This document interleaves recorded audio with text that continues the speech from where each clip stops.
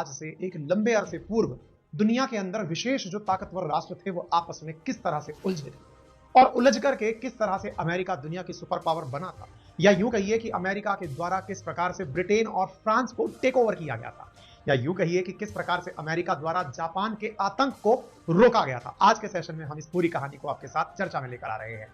चर्चा में लाने का सबसे बड़ा कारण है ओपेनहाइमर। ओपेनहाइमर क्या है, ये समझने से पूर्व आपको थोड़ी सी कहानी सुननी होगी, इतिहास के पन्ने झांकने होंगे। इतिहास के पन्नों में सबसे बड़ी कहानी कहते हैं कि जब फर्स्ट वर्ल्ड वॉर 1914 से लेकर 1918 के बीच में चला तो उस फर्स्ट वर्ल्ड वॉर के अंदर जर्मनी को घनघोर निराशा का सामना करना पड़ा। जर्मनी हारा और मित्र राष्ट्र जीत गए। जर्मनी के हार के बाद 1918 से जर्मन्स में एक बहुत ही नेगेटिव भाव अपने आप को लेकर पैदा हो गया, क्योंकि विचित्र राष्ट्र में शामिल देश जिनमें ब्रिटेन और फ्रांस प्रमुख थे, उन्होंने जर्मनी के ऊपर एक जिम्मेदारी लाद दी, और जिम्मेदारी थी कि जो भी नुकसान हमें आपकी वजह से हुआ है उसका पूरा पैसा आपको चुकाना पड़ेगा। जर्मनी इस बात से बड़ा खफा था, क्योंकि इसे वर्साई की संधि कहकर लादा गया। जर्मनी को लगता था कि हमें हारना तो पड़ा, वो तो समझ में आया क्योंकि विश्व युद्ध था, क्योंकि उसमें कोई तो जीतेगा कोई हारेगा, लेकिन हारने के बाद उसकी कीमत हमें चुकानी पड़ेगी, इसके लिए जर्मनी तैयार नहीं था। जब भी कोई व्यक्ति हारता है तो हार के कारण खोजता है। हार के कारण खोजते खोजते जर्मनी में रह रहे नाजियों को यह एहसास हुआ कि उनके हार के पीछे एक विशेष प्रकार के नस्ल या जाति जिम्मेदार है, जिसका नाम था यहूदी। साथियों, यहूदियों का पतन करने के लिए नाजियों में एक व्यक्ति बाहर निकला जिसका नाम था अडोल्फ हिटलर। वही अडोल्फ हिटलर जिसे आज आप तानाशाही का पर्याय मानते हैं। अडोल्फ हिटलर ने नाजियों में एक उत्साह का संचार किया और कहा कि हमारे दुश्मन बाहर नहीं, अपने भीतर है, और अपने भीतर हमें इन दुश्मनों को पहचानने के लिए यहूदियों को, जूज को खत्म करना होगा। जूज जो कि तुलनात्मक रूप से जर्मनी के अंदर बहुत बुद्धिमान कौम थी, बुद्धिमान जाति थी, पढ़े लिखे लोग थे, उन्हें लगा कि अब हमारा पतन नजदीक है। कई जूस जो पढ़े लिखे थे वो वहां से तुरंत माइग्रेट करने लगे। उनमें से कई जूस अमेरिका जाकर बस गए, और आज बहुत बड़े बड़े वैज्ञानिकों में जिनका आप नाम जानते हैं, अधिकांश उनमें से वही जूस या यहूदी थे। खैर, इस बीच में घटना को रोककर आगे बढ़ना होगा, क्योंकि ये इतिहास की वो घटना है जिसके लिए अपने आप में कई अध्याय कहे और सुने जा सकते हैं। सीधा हम पहुंचते हैं 1939 में, जब तक जर्मनी हिटलर को लेकर के बहुत आगे बढ़ चुका था, या यूं कहिए कि हिटलर जर्मनी को युद्ध के मुहाने पर ले जाकर खड़ा किया। जर्मनी ने यूरोप के एक देश पोलैंड के ऊपर हमला किया, और यहीं से शुरू हुआ सेकेंड वर्ल्ड वॉर। या यूं कहिए कि जर्मनी अपने साथ लेकर आ रही उस विरासत को, जिसमें उसे बहुत बेइज्जती सहन करनी पड़ी थी फर्स्ट वर्ल्ड वॉर में हारने के बाद, उसका बदला लेने के लिए 20 साल का अंतराल लेते लेते सेकेंड वर्ल्ड वॉर के मुहाने पर आ खड़ा। जर्मनी का साथ दे रहे थे एक तरफ से इटली, जहां पर मुसोलिनी थे, और दूसरी तरफ था जापान। तीन देश एक साथ दुनिया के लिए आतंक का पर्याय बन चुके थे, या यूं कहिए कि दुनिया की जो व्यवस्थाएं थी उन्हें ये अपने तरीके से चैलेंज कर रहे थे। जो साथ में है वो साथ में है, नहीं तो मिला दिया जाएगा। इस बात से चिंतित अमेरिका और फ्रांस, ब्रिटेन और यूएसएसआर ने इन्हें बीच में रोकने का प्रयास किया। प्रयास करने में जब जांचा गया तो पता चला कि जर्मनी ने अपने इस 20 साल के दौर में, जिस समय वो घुटन में जी रहा था, अपने आप के साथ ये एहसास से जी रहा था कि हम युद्ध हार गए हैं, उसका बदला लेने के लिए बहुत ज्यादा साइंस एंड टेक्नोलॉजी में रिसर्च कर चुका है। आज भी जब आप रशिया यूक्रेन कॉन्फ्लिक्ट देखते हैं तो आपको आए दिन किसी न किसी वेपन की खबर सुनने को मिलती है। आप और हम ये अब तक जान चुके हैं कि लगभग 1.5 साल से अधिक समय से चल रहे इस रशिया यूक्रेन वॉर में, जहां एक और यूक्रेन को वेस्टर्न वर्ल्ड भर भर के वेपन दे रहे हैं, वहीं दूसरी ओर रशिया अकेले इतने सारे वेपन्स का मुकाबला कर रहा है। तो विचार करिए कि रशिया के पास कितने वेपन रहे। आज जैसे रशिया के वेपन आपको सोचने पर मजबूर करते हैं, विवश करते हैं, विचार कीजिए कि हिटलर के पास कितने वेपन रहे होंगे कि उसने दुनिया को एक साथ नापने की सोच ली थी, और उसका साथ देने के लिए इटली और जापान साथ खड़े। क्योंकि हिटलर के बारे में एक कथन प्रचलित हो रहा था, और प्रचलित कथन ये था कि हिटलर न्यूक्लियर बॉम्ब बना चुका है। न्यूक्लियर बॉम्ब जो कि उस समय तक मानव सभ्यता के खात्मे के लिए केवल चर्चा में ही विनाशकारी थी, क्योंकि किसी ने आज तक न्यूक्लियर बॉम्ब सुना नहीं था। चर्चाएं हो रही थी, जैसे आजकल आप सुनते हैं कि हाइपरसोनिक मिसाइलें बना रहे हैं लोग, वैसे ही उस समय न्यूक्लियर बॉम्ब का जबरदस्त जिक्र हुआ। न्यूक्लियर बॉम्ब का जिक्र तो था, लेकिन क्या उसकी कारण या वजह पता है आपको? जी हाँ साथियों, विज्ञान में सबसे प्रतिष्ठित इक्वेशंस में शुमार आइंस्टीन की एक इक्वेशन, जिसका अर्थ है E = mc²। E = mc², यानी कि मास और ऊर्जा एक दूसरे में इंटरकन्वर्टिबल हैं। आपको जानकर आश्चर्य होगा कि यही वो E = mc² था जिसने यूरेनियम के एटम को एनर्जी में तब्दील होने की लोगों में महत्वाकांक्षा पनपा दी। लोगों को यह बहुत आसानी से समझ में आने लगा था कि कितना एटॉमिक मास यूज करने से कितनी एनर्जी निकली, यानी मास और एनर्जी की कैलकुलेशन अब लोग लेबोरेटरी में बैठकर निकालने लगे थे। लोगों को यह समझ में आने लगा था कि कौन सा एलिमेंट है जिससे कि एनर्जी प्रोड्यूस की जा सकती है, और इसी चीज को हवा दी जर्मनी के 3 वैज्ञानिकों ने, जिन्होंने यूरेनियम को छोटे छोटे अवयवों में तोड़ दिया था। जर्मनी के जिन वैज्ञानिकों ने यूरेनियम को तोड़ा, इसी के साथ साथ आइंस्टीन की इक्वेशन ने जहां ये जोड़ा कि E = mc² ऊर्जा का कारण बनेगा, दुनिया में एक चिंता शुरू हुई। और चिंता ये कि सेकेंड वर्ल्ड वॉर तो शुरू हो चुका है, कहीं ऐसा ना हो इस वर्ल्ड वॉर की आड़ में जर्मनी न्यूक्लियर बॉम्ब बना, क्योंकि वैज्ञानिक जर्मनी के पास कम नहीं थे। साथियों, सेकेंड वर्ल्ड वॉर के दौर में जहां लोग एक और ये पूछते हैं कि वर्ल्ड वॉर ने दुनिया को क्या दिया, तो लोग लाशें गिनाते हैं। लेकिन कई वैज्ञानिक कहते हैं कि वो दौर था जिसने विज्ञान को बहुत सारी खोजें दी, चाहे वो न्यूक्लियर बॉम्ब की खोज हो, चाहे पनडुब्बियों की खोज हो, या तमाम वो रिएक्शंस जिनकी आज चर्चा करते हैं, चाहे चेन रिएक्शंस हो। बहुत सारी चीजें उस दौर में खोजी गई, क्योंकि दुनिया में होड़ मची थी कि जिसके पास तकनीकी होगी वो दुनिया पर राज करेगा।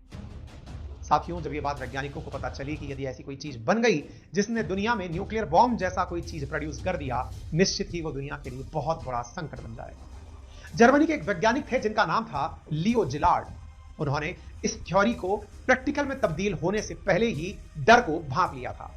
वो सीधे अमेरिका का रुख करना चाहते थे, क्योंकि अमेरिका उस समय अमीर देश हुआ करता था। अच्छा, अमेरिकी में बड़ी इंटरेस्टिंग कहानी है। जर्मनी को चैलेंज देने के लिए ब्रिटेन और फ्रांस ने अपने संसाधन फूंक दिए थे प्रथम विश्व युद्ध के दौरान। और प्रथम विश्व युद्ध में लैंडर बन के उभरा था, लोन देने वाला बनकर उभरा था अमेरिका, जो इन लोगों को पैसा देकर कहता था कि जाओ बेटा संघर्ष करो, हम तुम्हारे साथ हैं। अमेरिका का रुख अब इसलिए दुनिया के लोग करना चाहते थे क्योंकि ये पैसे वाला राष्ट्र था।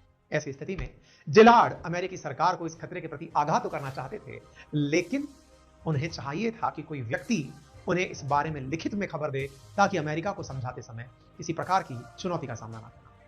मतलब समझते हैं, कई बार आपको लगता है कि मेरी बात में वजन नहीं है, तो चलिए इस बात को किसी के मुंह से कहलवा देते हैं। कई बार आपने सुना होगा, बहुत सारे विज्ञापन कई बार किसी इन्फ्लुएंसर से कहलवाए जाते हैं। लोगों को लगता है कि प्रोडक्ट तो अच्छा है, लेकिन ये इन्फ्लुएंसर बोलेंगे तो प्रोडक्ट में दम हो जाएगा।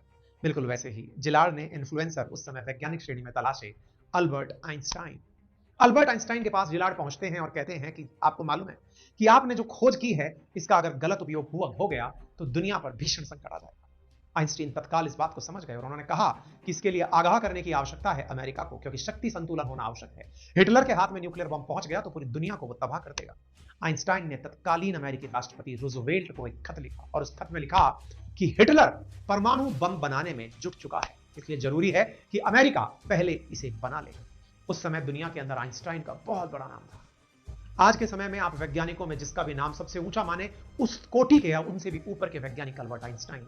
जब अमेरिकी राष्ट्रपति को मिला उनका खत, तो उन्होंने तत्काल प्रभाव से उस पर कार्रवाई करने का विचार किया कि हाँ, आपने सही तरफ मेरा ध्यान दिलाया है, बताइए मुझे क्या करना चाहिए। बोले, आपको अगर शक्ति संतुलन चाहिए तो दुनिया में न्यूक्लियर बॉम्ब के डर को केवल न्यूक्लियर बॉम्ब ही रोक सकता है, यानी शस्त्र शांति लाते हैं। शायद यही कारण है कि भारत न्यूक्लियर बॉम्ब रखता है, सारी ताकत रखता है, क्योंकि ये कहावत बहुत प्रचलित है कि आपको क्षमा तभी शोभा देती है जब आपके पास ताकत हो। अगर आपको दुनिया में संतुलन स्थापित करना है तो ताकतवर बनना पड़ेगा। एक खासी फेमस पंक्ति है जो अक्सर मैं गुनगुनाता हूं कि क्षमा शोभती उस भुजंग को जिसके पास गरल हो, उसका क्या जो दंतहीन विषहीन सरल हो। रूजवेल्ट को लगा कि अगर हिटलर को चैलेंज देना है तो इसके लिए आवश्यक है कि मेरे पास भी न्यूक्लियर बॉम्ब होना चाहिए। और इसी न्यूक्लियर बॉम्ब को बनाने के लिए रूजवेल्ट ने जिस परियोजना को नाम दिया, उसका नाम था मैनहट्टन प्रोजेक्ट। मेरे प्यारे साथियों, ये मैनहट्टन प्रोजेक्ट असल में मैनहट्टन इंजीनियर डिस्ट्रिक्ट नाम से एक प्रोजेक्ट था, जिसके तहत न्यूक्लियर बॉम्ब बनाने के लिए अमेरिका ने वैज्ञानिकों को अपने आमंत्रित किया। मुसीबत ये थी कि इस प्रोग्राम को लीड कौन करेगा। इस काम की जिम्मेदारी के लिए आर्मी कोर के एक जनरल लेस्ली ग्रोव्स को बुलाया गया, जो इस प्रोजेक्ट की तैयारियों में तो जुट गए, लेकिन 1942 के अंदर अमेरिका के शिकागो शहर में अंडरग्राउंड बने एक रिसर्च के तहखाने में यह खबर हुई कि केमिकल रिएक्शंस को चेन रिएक्शंस में कन्वर्ट किया जा सकता है। जिन्हें न्यूक्लियर बॉम्ब के बारे में बिल्कुल जानकारी नहीं है, वो केवल इतना सा जान लीजिए कि न्यूक्लियर बॉम्ब खतरनाक इसलिए होते हैं कि ये एक चेन रिएक्शन से बढ़कर के कंटिन्यू रिएक्शन बना सकते हैं। अर्थात एक एटम 2 एटम में टूटता है, 2 एटम 4 में टूटता है, 4 6 में, 6 8 में, इस प्रकार से 6 से 12, इस प्रकार से जो लगातार नंबर ऑफ एटम्स बढ़ते चले जाते हैं, वो एटमॉस्फेयर में भयंकर एनर्जी रिलीज करते हैं। और ये एनर्जी जो रिलीज होती है, ये दुनिया के लिए संकट बन जाती है, क्योंकि साथियों, दुनिया की पहली first controlled nuclear chain reaction 75 साल पहले एनरिको फर्मी नामक वैज्ञानिक के द्वारा खोजी जा चुकी थी। जरा विचार करिए, E = mc² पता था, अर्थात कितना आप एटम लेंगे या कितना मास लेंगे तो कितनी एनर्जी पैदा होगी, ये पता चल चुका है। नंबर दूसरा, ये पता था कि रिएक्शन में यूरेनियम को 3 भागों में तोड़ा जा सकता है। तीसरा, ये पता था कि चेन रिएक्शन हो सकती है। 3 चीजों का एक ही दौर में हो जाना अमेरिका को न्यूक्लियर बॉम्ब बनाने के लिए प्रेरित कर देता है। जरूरत थी कि इस मैनहट्टन प्रोजेक्ट को पूरी स्पीड से आगे कैसे बढ़ाया जाए, किसे इस बात की लीडरशिप दी जाए। नाम आया निकलकर रॉबर्ट ओपेनहेमर का। ये वो ओपेनहेमर हैं जिनके ऊपर क्रिस्टोफर नोलन ने हाल ही में ओपेनहेमर नामक फिल्म बनाई है, जो कि सिनेमाघरों में लगी हुई है। ओपेनहेमर वो व्यक्ति थे जो इस मैनहट्टन प्रोजेक्ट को लीड कर रहे थे। मैनहट्टन प्रोजेक्ट, जिसे प्रोजेक्ट वाई का नाम दिया गया, जिसको डायरेक्ट कर रहे थे, जिसका अर्थ था परमाणु बम कैसे बनाया जाए। जानकर आपको आश्चर्य होगा कि नोलन द्वारा बनी यह फिल्म उस समय के ओपेनहेमर की मनोदशा को समझाती है, साथ में तत्कालीन रूप से चल रही जो राजनीतिक उठापटक है उन्हें दर्शाती है। ओपेनहेमर फिल्म उस दौर को आपको याद दिलाती है जो आज सिनेमाघरों में लगी हुई है। हालांकि यह फिल्म कई कारणों से सुर्खियों में है। गीता के एक विवादित बयान के कारण भी ये सुर्खियों में है, और भी कई कारण हैं, लेकिन उससे ज्यादा जरूरी है उस दौर के बारे में चर्चा करना, ताकि आपको यह समझ में आए कि क्या परिस्थितियां, क्या कालखंड था। चूंकि इंजीनियरों ने जिले में आमतौर पर उस शहर का इसमें बड़ी परेशानी बनकर आ रही थी, और बड़ी परेशानी क्या थी कि मार्शल और ग्रोव्स ने यह कहा कि हम बम तो बना लेंगे, लेकिन हमें बहुत ज्यादा लोगों की जरूरत पड़ेगी। हम परमाणु बम तो बनाने के लिए तैयार हो जाएंगे, लेकिन इतने लोग कहां से लाएंगे जो दिन रात इस विश्व युद्ध के दौर में बैठकर बम बना सके। आवश्यकता थी एक नया शहर बसाने की। आपको जानकर आश्चर्य होगा साथियों, केवल बम बनाने के लिए एक नया शहर विकसित किया गया, और उस शहर का नाम ही मैनहट्टन इंजीनियरिंग डिस्ट्रिक्ट यानी MED रखा गया, जिसकी कोई भौगोलिक सीमा नहीं थी। आपको जानकर शायद इस बात का भी आश्चर्य हो कि परमाणु बम को बनाने में 1.5 लाख लोग लगे थे। लगभग $2 अरब का उस समय खर्चा आया था। मैनहट्टन प्रोजेक्ट जिसके तहत बम बनाया गया था, उसमें 1942 से लेकर 1945 के बीच का 3 साल लगा था। कहते हैं कि ओपेनहेमर वो व्यक्ति थे जो इस प्रोजेक्ट को लीड कर रहे थे। जीनियस इंसान थे, कैम्ब्रिज और ऑक्सफोर्ड जैसी यूनिवर्सिटी से पढ़े हुए व्यक्ति थे, और अपने व्यवहार में बड़े अक्खड़ थे। कहते हैं कि जब वो ओपेनहेमर प्रोजेक्ट की जिम्मेदारी लेकर चल रहे थे, उस दौरान वो गीता पढ़ा करते थे। गीता के अंदर साहित्य में जो उनकी रुचि थी, और वो अपनी उस साहित्य की रुचि के आधार पर अपने कार्य को आगे बढ़ाया करते थे। दुनिया में शायद ही सरकारी खर्चे पर यह पहला इतना बड़ा साइंस प्रोजेक्ट था जो अमेरिका द्वारा चल रहा था। आप सोचकर अंदाजा लगा सकते हैं कि 1.5 लाख लोग दिन रात ये काम करें कि वो न्यूक्लियर बॉम्ब बनाएं, तो अमेरिका की क्या छटपटाहट रही होगी। ये आपको सोचते ही बनता है, क्योंकि इतने सारे वैज्ञानिक, इतने सारे सैनिकों को एक जगह बसाना मजाक नहीं था। क्या बम बन पाया? जी हां साथियों, 12 जुलाई 1945 को बम का प्लूटोनियम कोर साइट पर लाया गया। 15 तारीख तक बम को पूरी तरह से असेंबल कर दिया गया। 100 फुट ऊंचे बने टावर पर इसे रखा गया। टेस्ट का समय 16 रखा गया। सुबह 4 बजे नियत था, लेकिन 15 तारीख की रात जब जोरदार बारिश हो रही थी, तो टेस्ट का टाइम आगे बढ़ाकर सुबह 5:30 कर दिया गया। टेस्ट की जगह तक दूर दूर 20 किलोमीटर तक 3 बंकर बनाए गए, ताकि टेस्ट का निरीक्षण किया जा सके। जब सब कुछ तैयार, बम तैयार, वैज्ञानिक तैयार, लेकिन किसी को भी ये नहीं पता था कि आगे होने वाला क्या है। किसी को ये क्यों नहीं पता था कि आगे होने वाला क्या है? परमाणु बम में ऐसा क्या था? असल में साथियों, परमाणु बम की सबसे बड़ी चुनौती है उसका न्यूक्लियर रिएक्शन, जो एक बार चालू हो गया तो कंट्रोल कैसे होगा नहीं पता। कंट्रोल कैसे होगा जब ये नहीं पता, तो वैज्ञानिकों ने, जिन्हें ये परीक्षण करना था, उन्हें ये डर सता रहा था कि कहीं ऐसा ना हो कि यह रिएक्शन अनकंट्रोल्ड तरीके से फैल जाए और अमेरिका के लिए एक बहुत बड़ी मुसीबत बन जाए। सभी ने अपने अपने जिन्हें मानना था उन्हें याद किया, और वो दौर आता है जब अमेरिका द्वारा टेस्टिंग की जाती है अपने न्यूक्लियर बॉम्ब की। चीन रिएक्शन को कंट्रोल होना डरा रहा था, लेकिन वैज्ञानिकों ने खूब माथापच्ची करके ओपेनहेमर के साथ मिलकर के सारी संभावनाओं पर काम करके कहा कि अगर 2.5 करोड़ में से भी एक संभावना है तो ये पूरी दुनिया समाप्त हो सकती है। लेकिन ओपेनहेमर ने कहा इस बात की शून्य के करीब संभावना है, चिंता मत करिए, ये काम होगा। और फिर प्लूटोनियम का वो आदमकद बॉम्ब, न्यूक्लियर बॉम्ब साइट पर लाया गया टेस्टिंग के लिए। बड़े से ट्रक पर लाद कर लाया गया। यह बॉम्ब जब चलाया गया तो दुनिया में एक प्रकार से, समझिए कि अमेरिका में एक प्रकार से बहुत बड़ी ऊंचाई तक कई फुटबॉल ग्राउंड जितना आग का गुबार आसमान में उछल पड़ा। जबरदस्त गर्जना हुई, अचानक आसमान में गर्मी बढ़ गई, तीव्र प्रकाश हुई, जोरदार झटके महसूस हुए, घाटी में गूंज हुई, आग का एक गोला ऊपर बना, ऐसा लगा जैसे मशरूम का एक बहुत बड़ा बादल लगभग 12,200 मीटर तक फैल गया हो। 15,000 से 20,000 टन TNT ट्राइनाइट्रोटोलुइन जितना विस्फोट की शक्ति उत्पन्न करता है, उतनी ऊंची ऊर्जा वाष्पीकृत होकर के आसमान में पहुंचने लगी। 21 किलोटन विस्फोटक के बराबर इसमें ऊर्जा पैदा हुई। 5 फुटबॉल बम के मैदानों के बराबर ऊर्जा महसूस हुई। इसका असर मीलों तक महसूस किया गया, लेकिन अमेरिका इस माध्यम से जीत चुका था। दुनिया का पहला न्यूक्लियर बॉम्ब बना चुका था। आपको जानकर आश्चर्य होगा, अगेन आश्चर्य से भरी है ये कहानी। जहां एक और हिटलर पर आरोप था कि वो न्यूक्लियर बॉम्ब बना रहा है, 1945 में जुलाई में अमेरिका न्यूक्लियर बॉम्ब का परीक्षण करता है, और बेसब्री से वो अगस्त में जापान पर अपने बने हुए 2 न्यूक्लियर बॉम्ब लेकर पहुंच जाता है। जी हां साथियों, जापान का वो दिन जिसके बाद जापान फिर कभी खड़ा नहीं हुआ। 6 अगस्त और 9 अगस्त को जापान के 2 शहर हिरोशिमा और नागासाकी पर यही बनाए हुए बॉम्ब गिराए गए, जिन्होंने लाखों लोगों की जान ले ली। फिगर बताते हैं कि 2 लाख से ज्यादा लोग इन बॉम्ब की वजह से मारे गए। फैटमैन और लिटिल बॉय नाम के ये दो बॉम्ब जब हिरोशिमा और नागासाकी पर गिराए गए तो जापान में कोहराम मच गया। सोचा भी नहीं था किसी ने कि ऐसे बॉम्ब गिराए जा सकते हैं, और इन बॉम्ब के गिरने से जापान युद्ध से पीछे हट गया। दुनिया में एक ऐसा माहौल बन गया कि ये क्या पैदा हो गया है, क्या दुनिया में बन गया है, दुनिया का संकट कैसे आ गया है। एक साथ इतने लोगों को मरता देख जापान बैकफुट पर चला गया। जापान जिसकी मदद मिल रही थी जर्मनी और इटली को, सब पीछे हट गए और अमेरिका इस युद्ध में लीड कर गया। अडोल्फ हिटलर सदमे में था, सेकेंड वर्ल्ड वॉर खत्म हो चुका था और यहां से मित्र राष्ट्रों की जीत की कहानी शुरू हुई। मित्र राष्ट्र में थे अमेरिका, फ्रांस, ब्रिटेन और साथ में था सोवियत रूस। हालांकि विचारधारा के रूप में अमेरिका और सोवियत रूस सही थे, एक दूसरे के मित्र नहीं थे, लेकिन जीत के लिए दोनों एक साथ आए। जर्मनी के पतन के साथ ही शुरू होता है दोनों देशों के बीच में संघर्ष। कैसा? शीत युद्ध का, जो कि इस कहानी का फेज 2 है। लेकिन इस दौर में ओपेनहाइमर की बात तो छूट ही गई। ये वो व्यक्ति है जो इतने सारे लोगों की मौत का जिम्मेदार है। इस मौत के जिम्मेदार व्यक्ति ने अपने आप को जब जब इस बॉम्ब को बनाने के लिए मोटिवेट किया तो इसके दिमाग में केवल एक ही विचार चलता था।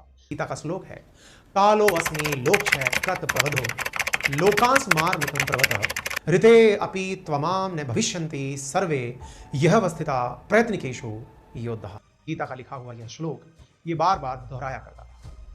Trying to persuade the prince that he should do his duty, and to impress him takes on his multi-armed form and says, now I am become death, the destroyer of worlds. I suppose we all thought that one way or another. ये व्यक्ति कहता था कि भगवान ने गीता में अर्जुन को उपदेश देते हुए कहा है कि मैं मृत्यु बन गया हूं। ये व्यक्ति अपने आप को ये कहता था कि शायद मैं इस दुनिया की मृत्यु बनकर ही जन्म लिया हूं, और इसी कारण से इस व्यक्ति को अपने आप के ऊपर बड़ी घृणा होने लगी। कहने लगा कि मैं इस दुनिया का विनाशक बन गया हूं। ओपेनहाइमर ने जब परमाणु बम का परीक्षण किया तो उसे इस दौर की याद आई कि कितने सारे लोग उसके इस परीक्षण के कारण मर चुके हैं। वो इस बात को लिखता भी है और कहता भी है कि I remember the line from the Hindu script of Bhagavad Gita, Vishnu is trying to persuade the prince that he should do his duty, and to impress him takes on his multi-armed form and says, now I am become death, the destroyer of the world. भगवान श्री कृष्ण को गीता के अंदर इस व्यक्ति ने, Oppenheimer ने, विष्णु के रूप में पढ़ा, अर्जुन को प्रिंस के रूप में पढ़ा और कहा कि मुझे भी विध्वंस का भाव आने लगा। ओपेनहाइमर दुखी रहने लगे। नागासाकी पर गिराए बम ने ओपेनहाइमर को अंदर तक तोड़ दिया। उन्हें लगने लगा कि उन्होंने दुनिया को क्या बना दिया। आपको मालूम होगा अल्फ्रेड नोबल ने जिस समय पर ये बॉम्ब बनाया था ना, उसी बॉम्ब की वजह से, क्योंकि उन्होंने फैक्ट्रियों के अंदर ये जो आप जो TNT देखते हैं, इसका निर्माण करने के लिए उन्होंने जो मटेरियल बनाया था, उसकी वजह से नोबल बड़े परेशान हुए थे। यही कारण है कि उन्होंने अपनी सारी संपत्ति दान कर दी थी। ऐसा ही दौर ओपेनहाइमर के साथ आया। ओपेनहाइमर ने तत्कालीन अमेरिकी राष्ट्रपति हेनरी ट्रूमैन से कहा कि मुझे बहुत दुख हो रहा है मिस्टर प्रेसिडेंट, मुझे महसूस होता है कि मेरे हाथ खून से रंगे हुए हैं। ट्रूमैन ने उनसे कहा, खून मेरे हाथ में है, इसकी जिम्मेदारी मुझे लेने दो, क्योंकि डिसीजन मेरा था कि मैं उस बम को गिरा रहा हूं। आप अपने ऊपर घृणा का भाव मत लेकर आओ। लेकिन ओपेनहाइमर इस घटना के बाद में बहुत ज्यादा द्रवित हुए और उन्होंने न्यूक्लियर प्रोग्राम से खुद को अलग कर दिया। दुनिया में जब हाइड्रोजन बम बनाने का दौर शुरू हुआ तो ओपेनहाइमर ने इसका खूब विरोध किया और उन्होंने कहा कि नहीं, ये काम नहीं किया जाना चाहिए। लेकिन इस बात से अमेरिकी सरकार नाराज हो गई। ओपेनहाइमर के खिलाफ फाइल खोल दी गई। ये कहा गया कि ये सोवियत रूस से मिल चुके हैं, क्योंकि सोवियत रूस न्यूक्लियर बम बनने के कारण ही अमेरिका से नाराज था। यही शीत युद्ध का बड़ा कारण था। सोवियत रूस को लगता था कि अमेरिका ने उसे बताया ही नहीं कि वो ऐसा कोई काम भी कर रहा है। ऐसी क्या मित्रता कि 3 साल से हम साथ में युद्ध लड़ रहे हैं और आप न्यूक्लियर बम बना रहे हो हमें बिना बताए। इसका मतलब आपके मन में हमारे प्रति श्रद्धा नहीं है और ऐसी स्थिति में हम मित्र नहीं हो सकते। अमेरिका को लगा कि ओपेनहाइमर सोवियत रूस से मिल रहे हैं। यही कारण है कि उन्होंने सोवियत रूस से मिलने के कारण ओपेनहाइमर के खिलाफ फाइल खोली। ओपेनहाइमर से जब पूछा गया कि आप न्यूक्लियर बम बनाने के लिए दोबारा किसी प्रोग्राम का हिस्सा क्यों नहीं बनते, तो उन्होंने एक बात बहुत प्यारी कही और कही कि विज्ञान हमें यही सिखाती है कि एक गलती को बार बार ना किया जाए। तो आप पूछेंगे सर फिर कंट्रोवर्सी किस बात की है फिल्म पर? फिल्म पर कंट्रोवर्सी इस बात की है कि जब इस फिल्म में ओपेनहाइमर द्वारा इस दृश्य को फिल्माया गया है तो उसमें एक इंटीमेट सीन में भगवत गीता को दिखाया गया है। एक इंटीमेट सीन के अंदर lead actor Cillian Murphy Bhagavad Gita पढ़ते नजर आ रहे हैं। ऐसी स्थिति में बहुत सारे यूजर्स की यह आपत्ति है कि आपने एक इंटीमेट सीन में इतने भक्ति युक्त स्क्रिप्ट को पढ़ा, आपने हमारे साथ में भावनात्मक खिलवाड़ किया। इस वजह से भारतीय सेंसर बोर्ड को इसके प्रति जिम्मेदार भी लोग ठहरा रहे हैं। बोर्ड के मेंबर को शर्म आनी चाहिए। इस प्रकार से लोग ट्विटर पर उन्हें ट्रोल कर रहे हैं। लोगों को ये तक कहना है कि सेंसर बोर्ड को इस्तीफा दे देना चाहिए कि वो ऐसी फिल्मों के अंदर ऐसे दृश्यों को देख करके अपनी प्रतिक्रिया नहीं दे पा रही है। हालांकि information broadcasting minister Anurag Thakur ने कहा है कि वो सेंट्रल बोर्ड ऑफ जो फिल्म सेंसर है उससे इस बारे में स्पष्टीकरण मांगे, क्योंकि यहां पर एक फिल्म के अंदर एक सीन में सिलियस के द्वारा जो मतलब चरित्र निभा रहे हैं उनके द्वारा गीता पढ़े जाने पर आपत्ति हो रही है। एक और कहानी ओपेनहाइमर से जुड़ी हुई यहां पर निकल कर आती है। क्या आपको पता है कि नेहरू जी के द्वारा भी ओपेनहाइमर को भारत की नागरिकता ऑफर की गई थी? चलिए बताते हैं। मेरे प्यारे साथियों, जैसा कि आप सभी जानते हैं कि परमाणु बम का जैसे ही परीक्षण हुआ, उसका प्रयोग हुआ, जापान के 2 शहर बर्बाद हो गए। उस समय पर परमाणु हथियारों के कट्टर आलोचक बनकर निकले ओपेनहाइमर, लेकिन उनकी आलोचनाओं के चलते ही अमेरिका ने उन्हें किनारे लगा दिया। ऐसी स्थिति में अमेरिका के द्वारा ओपेनहाइमर का सीधे सीधे बायकॉट किया जाने लगा। इसी बीच में ओपेनहाइमर भारतीय अधिकारियों के संपर्क में आते हैं। 10 फरवरी 1950 को प्रधानमंत्री नेहरू जी की जो बहन है विजयलक्ष्मी पंडित, जो कि अमेरिका में भारत के राजदूत के रूप में नियुक्त थी, उन्होंने एक आवाज रिसीव की, जहां पर Oppenheimer Princeton institute for advance studies के निदेशक और परमाणु ऊर्जा के जो सलाहकार थे, उन्होंने विजयलक्ष्मी से कहा कि एक टॉप सीक्रेट कैटेगरी का खत मुझे आपके भाई नेहरू जी तक पहुंचाना है। बोले ठीक है, लीजिए। उस खत में लिखा था, प्रिय भाई, विजयलक्ष्मी पंडित लिख रही हैं पंडित नेहरू के पास कि प्रिय भाई, ओपेनहाइमर हमें एक बहुत गोपनीय बात बताना चाहते हैं, लेकिन इस तरह की बात वो फोन पर करने का जोखिम नहीं लेना चाहते। तो उन्होंने एक मध्यस्थ के जरिए हमें संदेश भेजा है। सोचिए, परमाणु बम का निर्माता हमारे देश के प्रधानमंत्री उस समय के नेहरू जी के पास एक खत भेजते हैं और कहते हैं कि हम आपको एक संदेश देना चाहते हैं, और संदेश ये है कि भारत समेत पूरी दुनिया के लिए एक चिंता की बात है। बोले क्या चिंता की बात है? बोले चिंता की बात यह है कि भारत के जो केरल, उड़ीसा और तमिलनाडु के तट हैं, वहां पर एक एलिमेंट पाया जाता है जो रेडियो एक्टिव है, उसका नाम है थोरियम। और जिस प्रकार से यूरेनियम से न्यूक्लियर बॉम्ब बनाया गया है, अमेरिका आपसे उन्हें प्राप्त करने के लिए कुछ भी करेगा। कृपया करके अमेरिका को थोरियम मत दीजिएगा, मेरी आपसे गुजारिश है, अदरवाइज दुनिया में विध्वंस और बुरी लेवल पर होगा। आपको मालूम होगा, भारत के पास आज भी मोनाजाइट जो सॉइल है केरल के अंदर जो पाई जाती है, उसमें थोरियम के प्रचुर भंडार है, रेडियो एक्टिव मटेरियल है, लेकिन हम उसका उपयोग नहीं कर पा रहे। ओपेनहाइमर ने नेहरू के नाम भेजे अपने गोपनीय संदेश के आखिर में कहा था कि इस वक्त भारत के पास शांति की कुंजी है, उसे आजादी की विरासत में मिली है, इसलिए मैं मानवता के नाम पर भारत से विनती करता हूं कि वह अपनी मौजूद विदेश नीति को बनाए रखें, क्योंकि भारत ने उस समय गुटनिरपेक्ष नीति की पालना करने का निर्णय ले लिया था। यानी कि ना तो हम शीत युद्ध के दौर में यूएसएसआर के साथ बैठेंगे, ना ही अमेरिका के साथ बैठेंगे। इसी कारण से भारत ने विदेश के किसी भी देश के दबाव में ना आने की ठानी थी। ओपेनहाइमर को पता था कि ब्रिटिश गुलामी से मुक्ति के बाद दुनिया में एक राजनेता के तौर पर नेहरू कितने प्रतिष्ठित हैं। नेहरू सार्वजनिक तौर पर परमाणु हथियारों से हुई जनहानि का रोष भी जता चुके थे।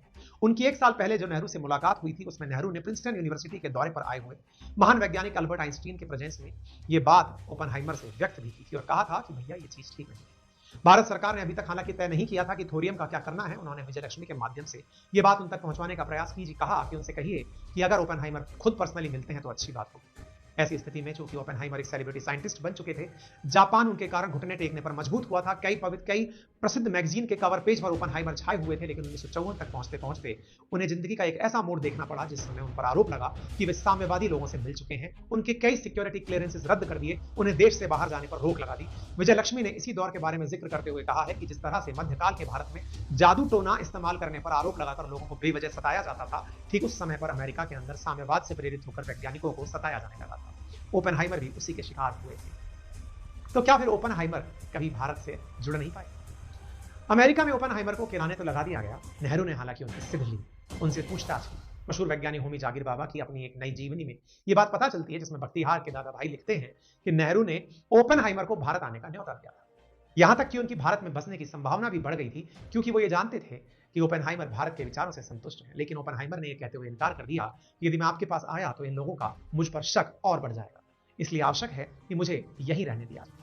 यह थी नेहरू जी से जुड़ी हुई ओपेनहाइमर की कहानी। उम्मीद है आप लोगों को यह जानकारी पसंद आई होगी। मेरे प्यारे साथियों, 62 साल की उम्र में उनकी मौत गले के कैंसर से हुई। 1967 में ओपेनहाइमर मारा गया। हालांकि विज्ञान में जो सीखने का नाम है कि कोई गलती दोबारा न दोहराई जाए, तो ओपेनहाइमर ने फिर कभी बॉम्ब नहीं बनाया, लेकिन दुनिया को जो दर्द देकर गए, उसी के ऊपर यह फिल्म क्रिस्टोफर नोलन ने ओपेनहाइमर बनाई है। आपको यह जानकारी कैसी लगी हमें कमेंट बॉक्स में जरूर बताइएगा। और जानकारी इसी तरह के सुनने के लिए आप और कौन सी जानकारी हमसे सुनना चाहते हैं वो हमें कमेंट बॉक्स में साझा कीजिएगा।